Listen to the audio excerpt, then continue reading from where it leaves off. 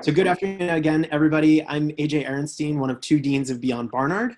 We're at day 5 of Social Sciences Graduate School Week, and the heat is just starting to break in the city, allegedly.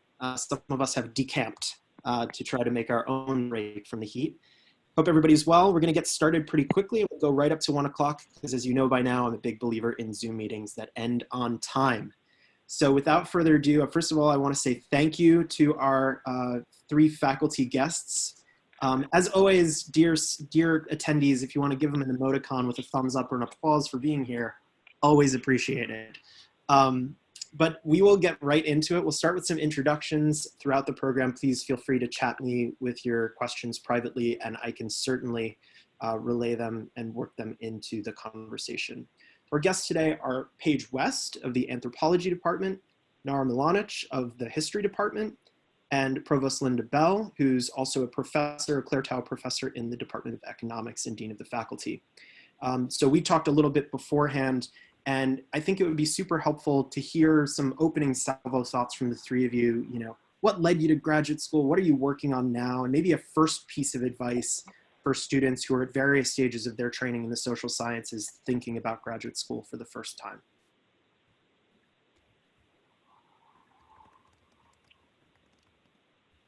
I'll hand it over to Paige or Nara to start. All right, I guess I'll start. Hi, everybody. It's nice to see you today, and I hope that you're doing well, and I hope that your families are okay. You know, I'm excited to be here because going to graduate school for me quite literally created the conditions of possibility for me to have a life that I had never imagined. So I'm a first-generation college student, and I had never considered going to graduate school at all. And my senior year, it's a very long story, but the brief version is my senior year in college, I took this class called Human Ecology, which was an anthropology class. And I wasn't an anthropology major. I had been pre-med, and turns out that wasn't for me. And so I took this class, Human Ecology, and we read this book, Pigs for the Ancestors.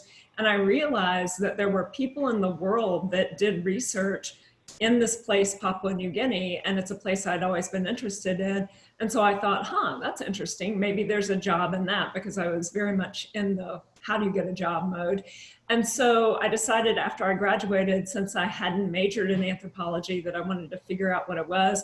And I ended up going to get a master's degree first, and then I got a PhD. And my research is broadly engaged with questions of ontology and epistemology on the island of New Guinea, and asking questions about what happens when indigenous systems of ontology and epistemology intersect with external systems of ontology and epistemology through colonial practice, through economic transitions having to do with development projects, and more recently thinking about climate change. And my first piece of advice, I guess, because we're supposed to give one initial piece of advice, my one initial piece of advice right now is I've talked to a lot of my advisees the past couple of weeks, and people are kind of beginning to think about graduate school. And I would say that it's work to think about whether you want to make that commitment or not. And so to just begin early on talking to your faculty, because we love to talk to you all about that. We love to tell you what you should do and not do, but we also love to hear about your ideas and love to kind of work through with you whether right now is a good time to start applying or whether you should wait a little while. That's great. Thank you, Professor. Nara, you want to go next? Sure. Hi, everybody. Thanks for joining us. I hope you all are well. My name is Nora Melanish. I'm in the History Department. I focus specifically on history of Latin America. My research began in the 19th century and has moved inexorably into the 20th century, but broadly speaking, I'm interested in kinship, family, gender, childhood, and how those seemingly private relationships relate to broader public questions of social inequality, of nation making, and of a sense of belonging. So those are my very general research interests. I majored in history in college. I got a BA in history, and I thought that I might want to go to grad school, but I really wasn't sure. And I wasn't entirely convinced, actually, that I wanted to commit to history as a discipline. I had a lot of interdisciplinary interests. I'd taken a lot of anthropology classes, sociology, even the occasional economics class. And so I wasn't immediately ready to commit to history. And, you know, a PhD program is a really big commitment. You have to be very, very convinced about a lot of things, one of which needs to be the discipline that you choose.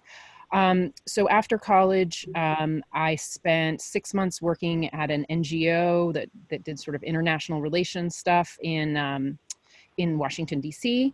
I spent a year on a Fulbright in Chile, which was a really formative experience and really shaped my whole trajectory. You know, I wrote my dissertation and then my first book about Chile, and remain, you know, very interested in and engaged in that particular country, although my interests have also expanded out from there. But that Fulbright experience was really formative, and I always, you know, talk up Fulbright, although I know all programs are suspended right now. I do always talk up Fulbright and the possibilities that it affords to my students.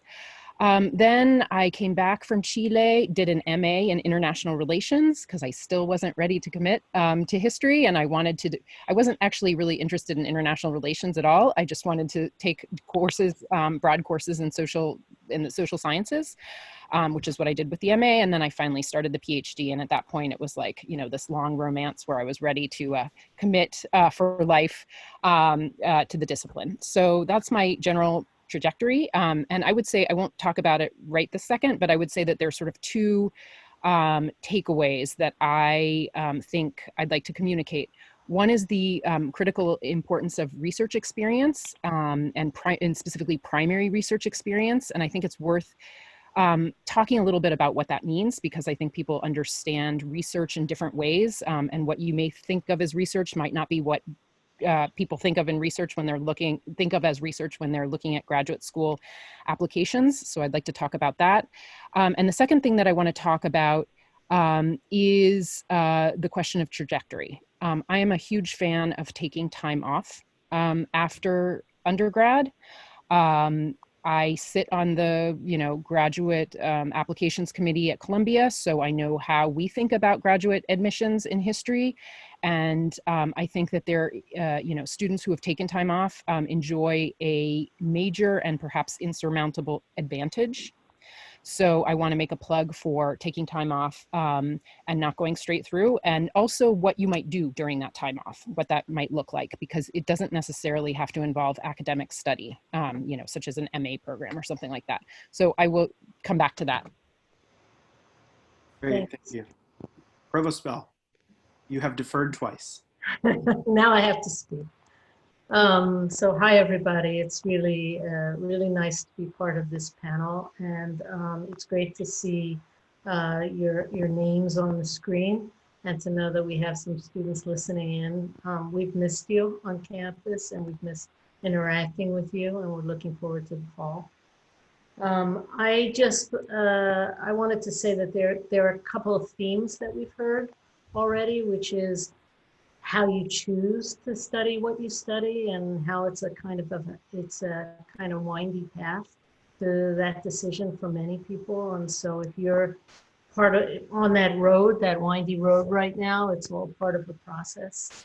For me, I went to undergrad thinking that I wanted to, with no degree of modesty, change the world. And so at that time, I thought the greatest path towards changing the world was to get involved in the legal system. It was a direct path to politics.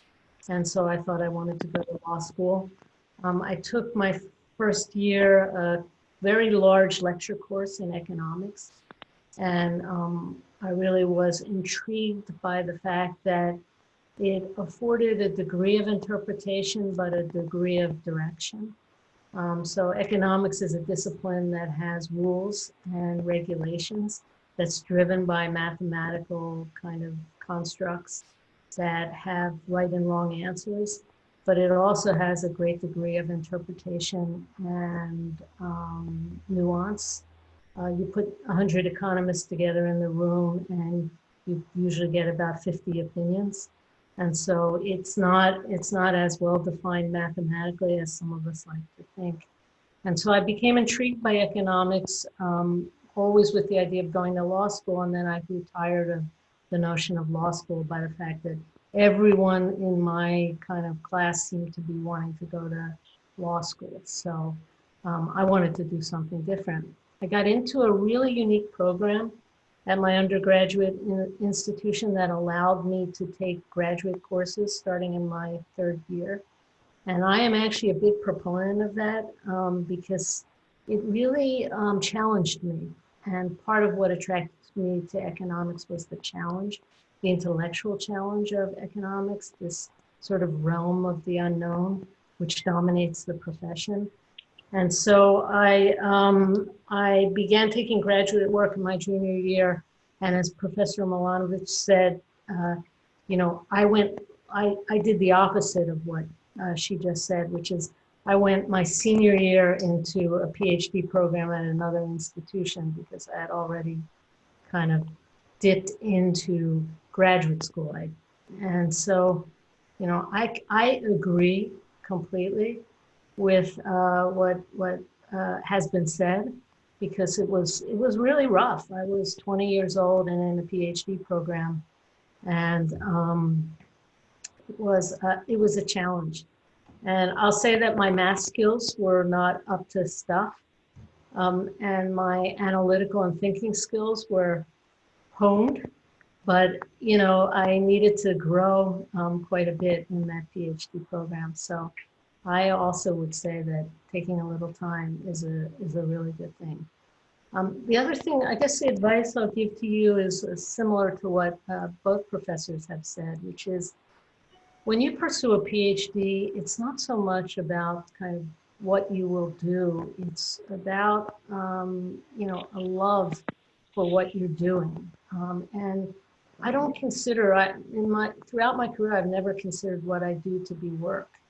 It kind of defines me, who I am. I love my discipline. I love reading in my discipline. I love teaching in my discipline. And I love the academy. And if you have that kind of passion, there's no greater place to be and no greater career. And it's a small group of people with very similar DNA who share that kind of passion. So my advice is to try to think through whether and how you have that passion and that drive. And, you know, and if you do, not to be intimidated and just go forward and pursue it. I think that resonates with some of what we've talked about this week about, you know, graduate school not being about the specific letters that are after your name. It's about trying to figure out what you enjoy about academic research and figuring out the best way for you to continue to do that kind of work. But Professor Malanish, did I see you come off mute for a second there? I thought you were going to hop on. Yeah, no, I forgot to mute myself from the beginning. So I never know the etiquette, right? Everybody does panels differently. So I wanted to kind of loop back around, and you know, a continuous question, and we got it yesterday with the alumni panel, was advice about approaching professors to first talk about your ambitions to go to graduate school, to ask about research, to ask about their research. And you know, I'd love to hear your respective thoughts about maybe reflections on when people have come to you to ask about graduate school, maybe asking about letters of recommendation. What are some of the questions that you enjoy talking about? What kind of advice do you have for students who maybe see a high barrier to entry to going to office hours even, and some ways to navigate those first conversations with faculty about this kind of consideration? And Professor West, let's start with you again. All right. You know, so when I entered the PhD program, I very honestly never thought about the fact that I would become a teacher. You know, I knew that I was going to do this research project that I was passionately engaged in, answer these questions, be a part of these conversations, because I think of entering an academic discipline as entering into a series of conversations that you want to be a part of and that you want to push forward. And that's where I was thinking. It was only sort of at the end of my graduate school career when I really started teaching as a kind of, assistant faculty member that I thought, oh, I'm going to be a teacher. I'm going to do this job that allows me to do this research. And I fell in love with it. I fell in love with working with students and talking to students and helping students move along in their thinking. And so when I hear that people are nervous about coming to office hours, the first thing I always say is that almost everybody I know who teaches at Barnard and everybody I'm friends with who teaches at Columbia, they actually love it when students come to their office hours. They would much rather talk to you in person than get an email. And if any of you have had me in a class, you've heard my whole song and dance about emails, so I will not replicate it here. But sitting in an office with someone is a different kind of sociality. And even now, sitting on a Zoom link with someone, I had a meeting with one of my advisees yesterday, and we talked about her questions, but then we talked about a million other things. It just creates a different kind of sociality. So I like it when students come to my office hours. I like it when students talk to me about their research interests starting early on. And I think it's never too early to have conversations about what it means to do research, right? So for instance, I had a student first semester who was in my intro to anthro class, and she came by my office hours to just have a conversation about a book that we were reading in class. And we started thinking through what's the research, what's the evidence that the book is based on, the argument is based on, how did that evidence come to be, how did the person gather it? And so we started to really get at the meat of the research project that had driven the scholarly work. And I think that's the moment for her that she realized, oh, research is something that's slightly different than I thought it was. It's not what I did in high school. And so I think it's never too early to start thinking about research. And I think it's not just that you have access to your advisor. There are lots of, because my work intersects with ecology and sustainable development, I have students from lots of other disciplines that come by. I would say the main thing about faculty office hours is make an appointment and then turn up for the appointment. Because that is the one thing that I find myself bristle at a little bit when someone makes an appointment and then doesn't turn up.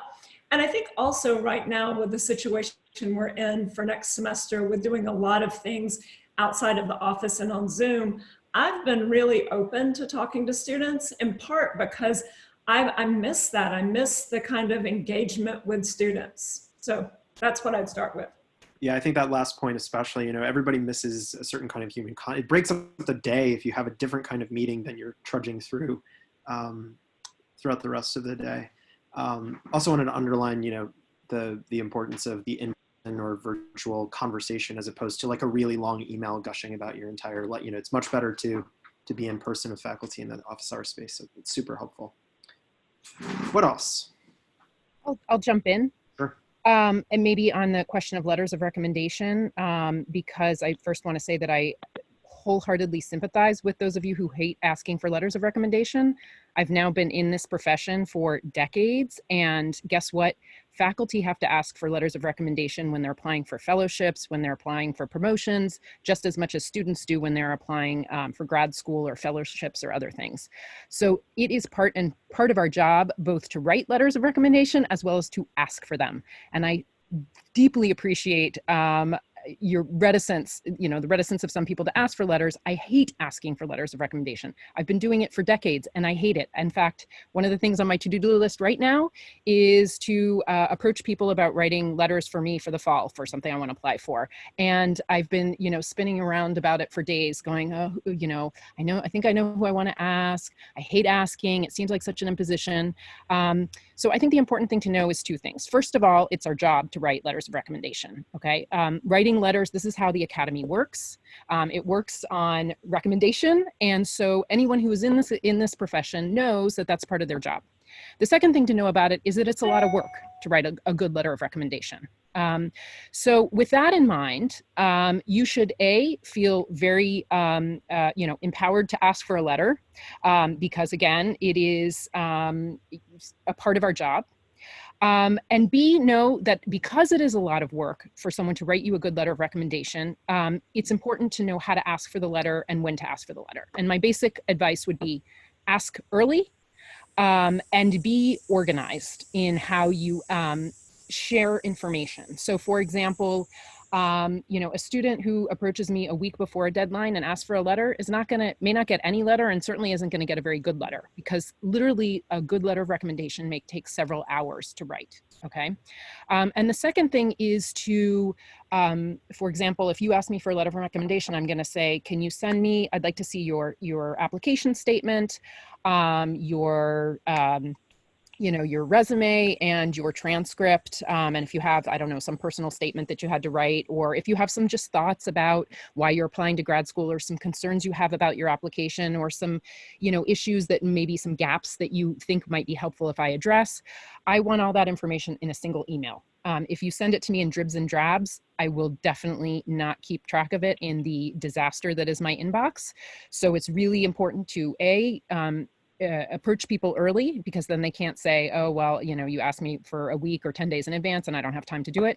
And the second thing is to be organized. I would suggest sending an initial email, asking if the person would be willing to write for you. And then in a second follow-up email, maybe several weeks later, or maybe closer to the deadline, sending a full, portfolio, you might say, of information that that person might want to consult as they're writing your letter, in a single place. So those are my two pieces of advice about writing letters. One thing I know, I have found that students are also hesitant to ask for multiple letters. They feel like, oh, I already asked you once and I don't really want to ask you again. I am here to tell you that once somebody has written at least one letter of recommendation for you, that revising it for additional opportunities and applications and competitions is significantly less work.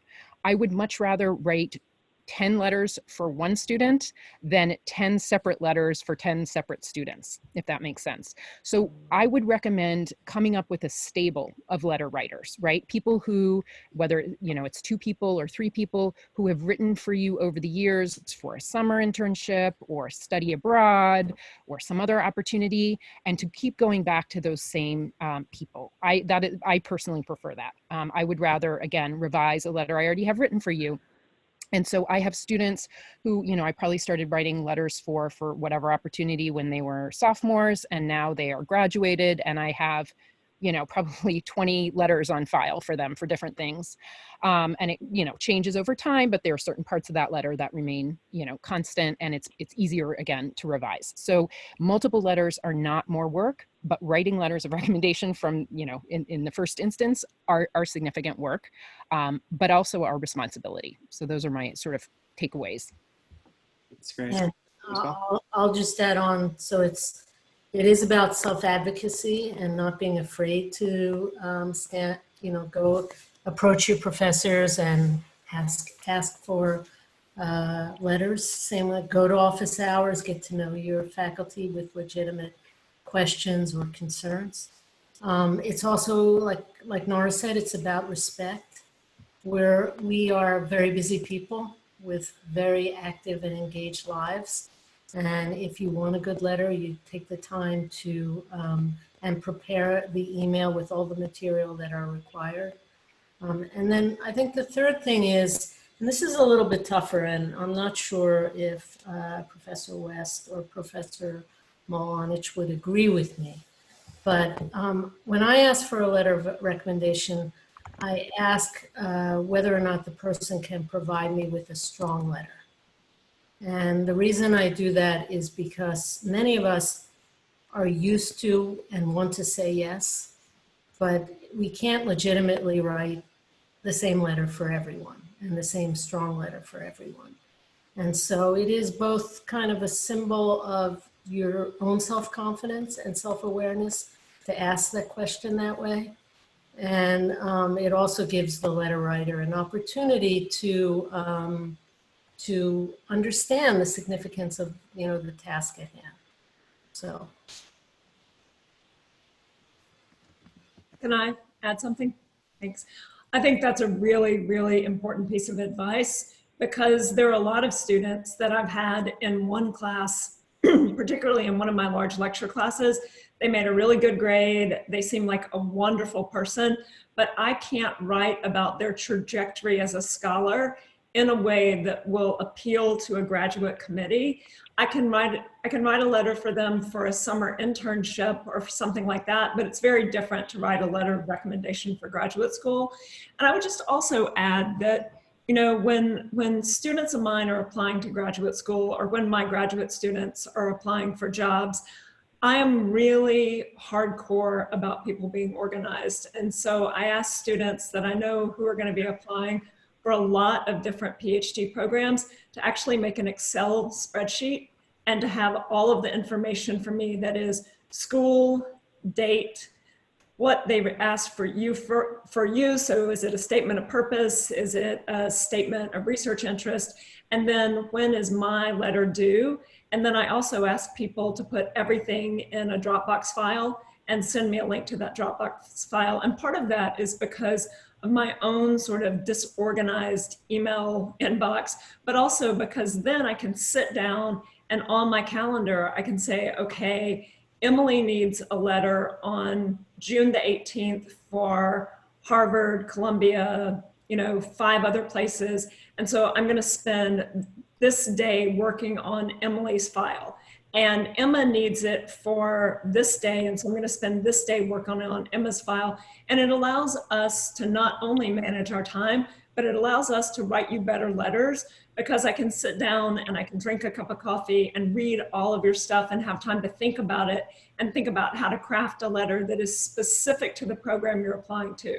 Because if not, I'll just have a standard letter that I quickly send to all the schools. But if I have time to craft it, that gives you a bit of a leg up. Because when I sit on the admissions committee in the department at Columbia, which I do every year, the letters of recommendation matter. And they matter because if you see in one of those letters that a faculty member not only thinks the student is bright, because of course they're bright, but sees that there's a potential to do incredible work, that comes through in the letter. And it comes through in these carefully crafted letters that people have spent a great deal of time on. That's super, super helpful. Remaining organized, you know, we had a piece of advice come through from alumni yesterday, and I think I've heard faculty talk about it before. I'm just going to say it out loud to make sure that it's good advice, because it sounded like it is. Some faculty actually ask, what do you want me to say? Like, what areas of your experience as a student would you like me to emphasize? And to think about letters from different faculty members as positioning yourself as a full person, so that 3 faculty members don't say the same exact thing about you, but helping faculty understand where your letter might fit in your overall, their letter might fit in your overall application materials. I actually don't. I don't think that's bad advice, but you know, I feel like that puts a burden on students to write their own letter in some way. And so I actually don't ask students to do that.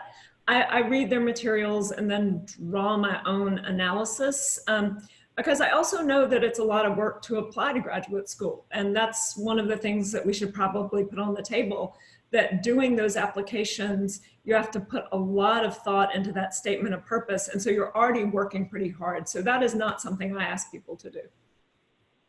I want to actually kind of jump off from there into the process. Another area that is a big area of concern for students is identification of strong fit to programs, and doing the work of assessing not only a kind of intellectual match with faculty advisors, but also thinking about programs as cohorts, as folks who you're going to spend an awful lot of time with for the next couple of years. And I'm wondering, am I okay? I just got a notification my connection is unstable. Can you hear me okay? Yeah, okay. If you could say anything about how you help students assess fitness to programs, picking programs that would be appropriate for the kind of research they'd like to do as graduate students.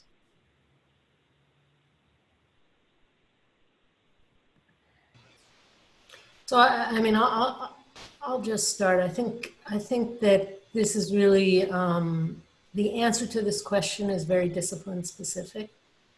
And it is also time specific, meaning sort of things have shifted, the landscape has shifted.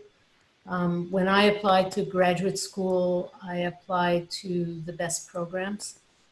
And I wasn't as concerned about the faculty who were at those programs as much as I was about the reputation of the program as a whole.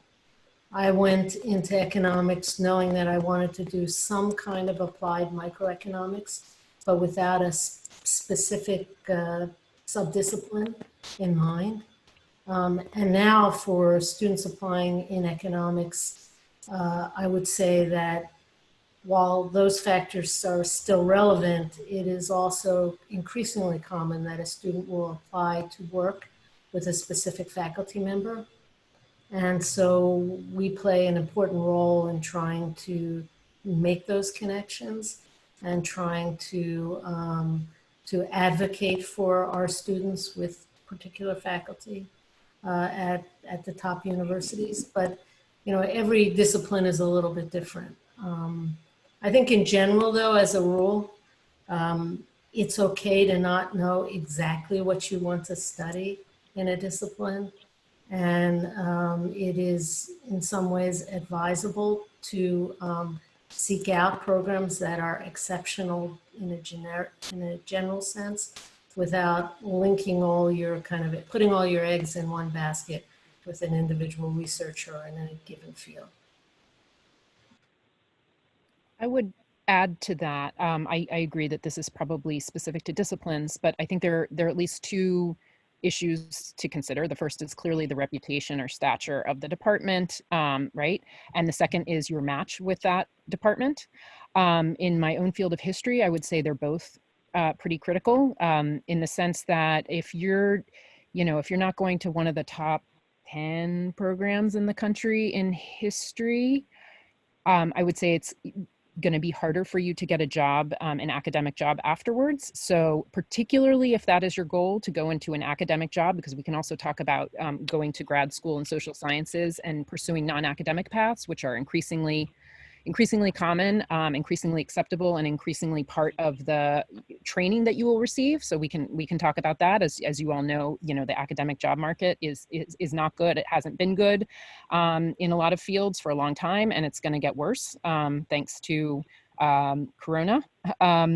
So reputation really matters, particularly if you want to pursue an academic career path after grad school, but match is also really critical. When we read applications at Columbia, for example, if students choose not to come, if we make an offer to a student and they choose not to come, we lose the spot. So we have a very strong incentive to admit students who we think are going to come. How do we know who is going to come? We know who is going to come, or one strong indication of whether they are actually willing to choose us over, Yale or Harvard or University of Chicago is if they clearly know the program and have thought about it and have clearly performed their match, a good match, right? It's almost a performance. And the performance is that you know who's in the department, that you can name names, that you know what some of the strengths of that department are, not just the department, but maybe the university more widely. For example, you're interested in African American history, so you're applying to the history department, but you're also familiar with who there is at the Institute of African American Studies, right? So you want to have a sense of the department, but also broader university landscape that could be useful for you, right? And if you have a hard time writing that about your match and why you're a good match, chances are you may not be a good match, right? So I do not, when we get applications that look like they could have easily been cut and pasted and sent to Harvard, Yale, Columbia, Chicago, no matter how good the student is, we're going to think very, very hard before we accept that student, right? We are much more likely to go for a student who has clearly done their homework, knows who we are, knows something about our subfield, knows something about the broader department, knows something about the broader university. And so I think that's absolutely critical. Yeah, I think we've all read the first drafts of personal statements that say institution X is the fit paragraph at the end of the statement, and that's the only thing that you've done to highlight. But please, Professor West. I agree with this. I would also say, so when I applied to PhD programs, I applied to two, and I applied to two to work with two specific people. There were two sort of luminaries in the field of political ecology of Papua New Guinea. And although it ended up fine, I would never recommend that. I think that it's fine to have a faculty member that you feel very compelled by their work, but I think you need to think about a department that has a range of faculty that you would love to take classes with, that you would love to work with, because you know the person that is your dream faculty member may not be your dream collaborator or your dream teacher. And I think, I mean, in my experience, I ended up going to work with this wonderful man, George, and he taught me a lot, but he was not someone that I had a really strong intellectual connection with. He's not someone that ever became a mentor to me. And I ended up finding a mentor, Dorothy Hodgson, who is this incredible anthropologist who works in Tanzania. And so I think you need to think about the range of faculty and the connection to multiple faculty. I also think that, you know, one of the things that Nora said is that when we look at these applications, we think very carefully about your fit with the department. And most PhD programs at Columbia are fully funded. You lose the slot if the person doesn't come. And I want to bring up the question of funding right now. So I would not advise that anyone pay for a PhD at this point. You know, I think the job market is precarious in many fields. I think that it is going to become more precarious. But I also think that, you know, taking on that kind of debt when you're in your 20s is a burden that will last the rest of your life. I paid for my master's program, which I also would not advocate people paying for an MA. I paid for it. And it took me up until I got tenure at Barnard to pay back those loans. That's you know, almost a decade between getting my master's and starting my job. And that's just a burden that I don't want for you all. So think really carefully before you pay for any graduate degree. I'll just add on to that. What Professor West is saying, in graduate programs, in the best graduate programs, you tend to get package deals. So it's not that they pay for it outright. They package you in a way that you don't expend any additional resources. And that package may include responsibilities to teach, responsibility, you know, funding for research, whatever. But it's just wanted to clarify that. So the net that you owe should be zero, but you should be able to sort of fund your education in a variety of ways in PhD programs. And can I also jump in and just reinforce something that Professor West said about what it means to talk about match? Is match with do you mean match with a specific individual that you want to work with, or do you mean match with a broader program? I couldn't agree more that it's not just about your match with a specific individual, right? If you go to a department to work with a specific individual, that person might not get tenure, that person might get hired away, that person might, you know, get hit by a bus, right? All eggs in one basket, not a good strategy. You want to think about match in a much broader, more comprehensive term, and in terms of your kind of intellectual affinity with not just an individual or two individuals or whatever, but a subfield, a department, and a broader university. So I really agree with that advice. Yeah, I think that's really great. Appreciate your comments on all of this. I'm going to ask one more to start, but I also want to prompt folks, you know, if you have burning questions, now is the time to start sending questions along. Don't be shy if you can help it. I did want to kind of dilate on a point that Professor Malanish started to bring up, which is thinking about graduate school in the context of your long-term trajectory as a person who's committed to intellectual life, regardless of where you go with your career after the completion of your degree. I think that I certainly, your sentiments resonated with me. I think there's much more open conversation about this than there would have been, say, maybe 15 years ago. There still seems to be a lot to go when it comes to making sure that a diversity of careers is open to graduate students, but I'm just curious about your thoughts about thinking about how students can approach graduate school and be attentive to their long-term prospects so that when they are ready to walk, to get the dissertation defended, to walk and get their degree, how they can be prepared for academic jobs, but also many other things as well. Yeah, I mean, one thing that I would say to jump in, I mean, I think that some disciplines, certainly economics and secondarily probably anthropology, have been much more open and have a much more obvious applied, dimension, right? So I think people have always gone to get PhDs in economics and anthropology and gone on to different non-academic jobs. That's not so true for history. So history is really having to rethink what it's doing when it churns out potentially thousands of new PhDs a year in a job market that is just not going to absorb all those people. I think that departments are getting better. I've seen that up close at Columbia. I think that still has a long way to go. One of the things that I think I would be looking out for is indications that a department that you're applying for is open to even talking about these questions. I think one of the problems is that it has been taboo to talk about non-academic jobs. I've had graduate students come to me, in office hours and sort of, look at the floor and say, I'm thinking about, a non-academic job, and, as if it's something shameful, right? So any department that makes you feel ashamed to be thinking about your material interests, right, is probably not a good place to be. So I think you want to figure out, do they have something on their website, or when you talk to students, is there a conversation about non-academic career paths? Because there really should be at this point, especially at this moment, as of March, but even before then. So you want to go to a department that is open, that is supportive, and that does not somehow consider this a stigmatized path. So that's something that I would really recommend. And I think that, there are different ways to sort of feel that out. One might be, again, information that's on the website. How are they advertising themselves? What's the public message that department is sending? But secondarily, also talking to current students in the program to get a sense of what their experience is. So I guess I'll jump in. I agree with all of that. And I think one of the major things for me is thinking about getting a PhD as a road to learning how to produce knowledge about the world, ask questions about the world, and understand the world using a particular set of methods and theories. And that's where the discipline comes in.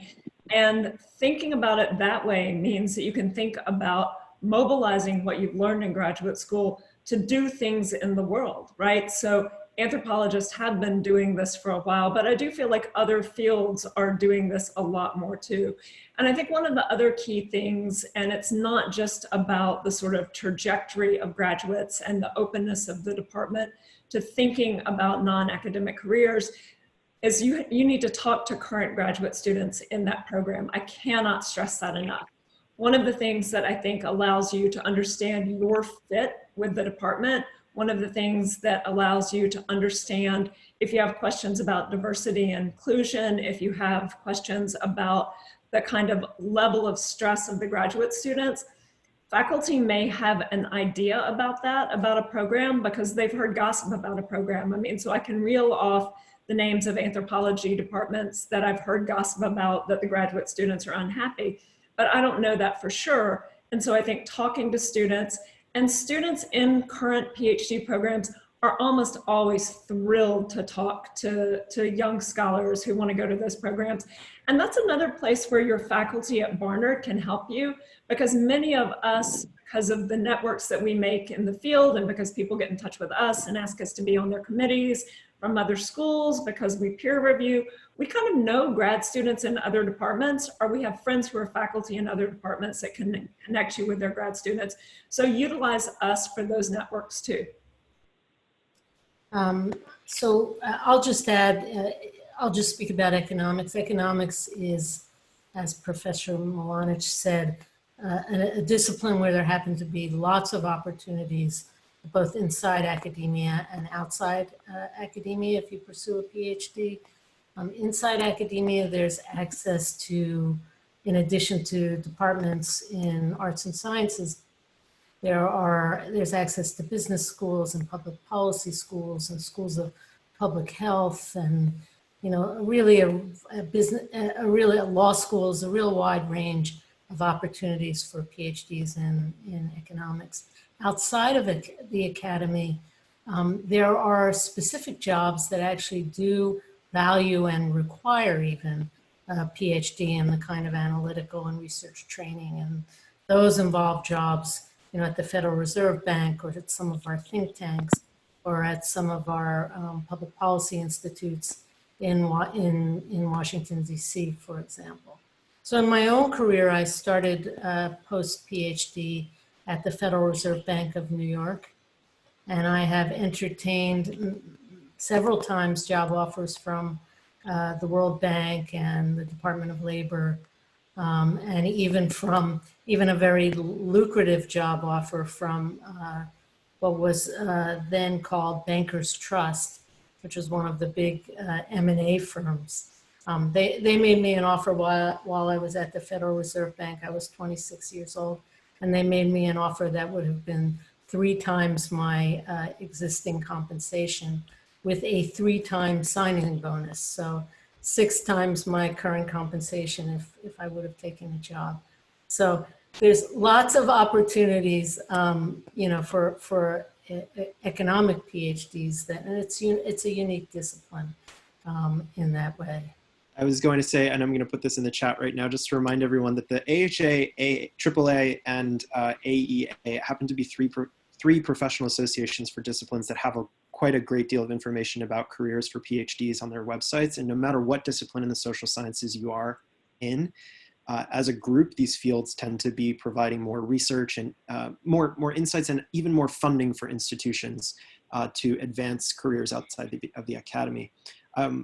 We have a couple of minutes left. I do want to make sure that we discuss this important topic of diversifying the pipeline of students into graduate programs, assessing the culture of programs around questions of diversity, equity, and inclusion, and thinking about advancing scholarship that is particularly around fields or research in your field that advances the kind of the intellectual interests of minoritized communities. And how do you assess whether a program could be a good fit in these ways? How do you assess whether advising is strong?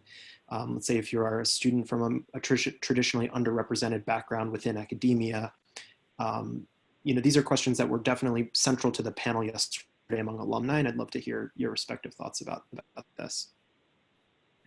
I would just, my first response to that question is to reiterate what Professor West said about speaking with current students. There is, whatever your question is about a graduate school or a specific graduate program, truly the expert on that question is going to be current students. You can speak to faculty and they can tell you what they think is the case, or they can, give you a marketing spiel, but to know what it's really like to be a student in that program, you really need to ask folks who are students in that program. I often, I think a lot of students who are applying to grad school feel, and they know they're supposed to reach out and send emails to faculty expressing their interest. We didn't talk about that, but we could. I think just as important as demonstrating your interest and making contact with faculty members is writing, the real dirt you're going to get from the students. So go on websites, look up students, look at their profiles, look at who they are. Very often now, graduate programs have a whole page of their grad students with bios. Very often they're not they're not updated, but that's another issue. But reach out to those people because they really are going to be experts, in what's going on right now in that department, the culture of the department, these kinds of very subjective questions that you're just not going to be able to get as good a sense of from looking at a website or even talking to a faculty member. I would say also that talk to someone who's a recent PhD alum of that department, if you can find someone, and you can draw on us and say, hey, Paige, do you know somebody who graduated in anthropology from the University of Chicago who worked with this faculty member? And it's likely that if I don't, I know somebody who does, because I think there's also, once people have a couple of years out of graduate school, they have a different analysis of the level of advising they got, in part because they've advised graduate students themselves, and in part because if they become professors, they understand that there is a level of discontent among graduate students, no matter what program they're in, no matter what time it is. I mean, just there's a level of discontent, and they have a good gauge of how much of that discontent is warranted and how much of it is the kind of anxiety that students in all programs have.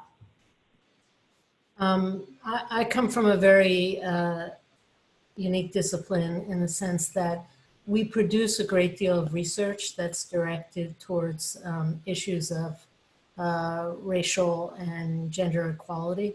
We have disciplines that are devoted to it, but within our graduate programs and in our and in many of our important structures, there is really a great deal of bias and a reluctance to change, and it's very perplexing. When I went to graduate school, I was one of 3 women in my graduate program, one of whom dropped out. There were no women faculty members, and men were behaving extraordinarily badly. The white men who were on the faculty. And there's been change and there's been some growth, but it is still a rather hostile environment for people who are different, for people of color and for women. And so we try to fight it. I myself sat on several committees of the American Economic Association directed towards those aims and goals, but progress has been slow. So when you apply to graduate school in economics, it's good to talk to women graduate students. It's good to talk to students who identify as you do, so that you get a sense of the environment. And if it's not accommodating, then you have a decision to make. We all of us on this call have had to fight against bias, have had to fight for our place at the table. And while it's nice to be in a place where you don't have to fight, it's okay also to stand up against it, go in and fight. That's all. I think that is about as strong a sentiment as we could choose to end on, as we could end on. So being cognizant of there being 2 minutes left, I want to say thank you again to all 3 of you for joining us this afternoon. I hope I can volunteer you to respond to emails if anybody on the call today is interested in getting additional perspectives that you might want to share about graduate school. But we really appreciate this, getting honest feedback from faculty about applying to graduate school, which is, I can think back to my own undergraduate days. It seemed like a totally alien concept to me, a totally different process. And so creating transparency around the questions you should ask, whether it's about representation, whether it's about research and caliber and quality of advising or anything else, just letting students know and alumni know that it's possible to get that kind of information and be an advocate is really helpful. Thanks to all of you for attending. I had a lot of fun this week. We shared a lot of pictures of dogs. I'm giving you all a thumbs up and an applause. We shared a lot of pictures of dogs that I've met around the world. I did not see a lot of your faces, but I hope that you've been enjoying in the background. Oh my God. I hope that's a cat dog. I'm a cat dog person. But anyway, thank you so much again. Stay well for the rest of the summer. We are looking forward to seeing many of you both virtually and in person over the course of the next few weeks. Have a great weekend, and we will talk to you all soon. Thank you all.